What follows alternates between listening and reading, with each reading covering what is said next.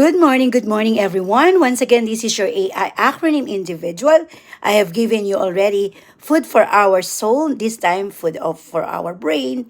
So, yesterday I taught you already the personal, possessive, and reflexive pronoun of his, himself, she, her, herself, and it, itself. This time, ito naman po tayo sa plural. I, you, they, and we.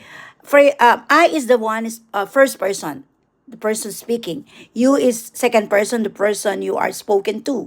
They, we is the third person, the person we are talking about. Okay? So may mga possessive sila at may reflexive. So I, ang kanyang possessive ay my, and then or mine, and then ang kanyang reflexive ay myself.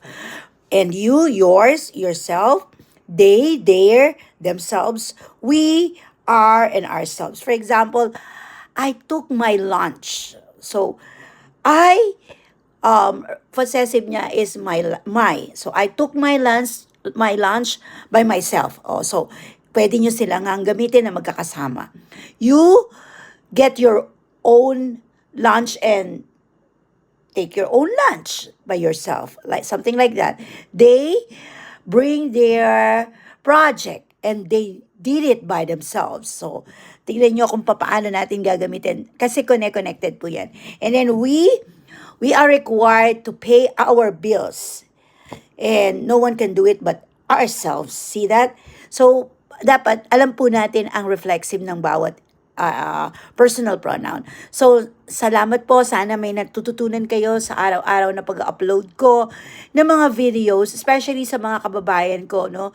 Na mga nanay, kananayan na hindi nakapag-aral, pero hindi pa naman huli ang lahat.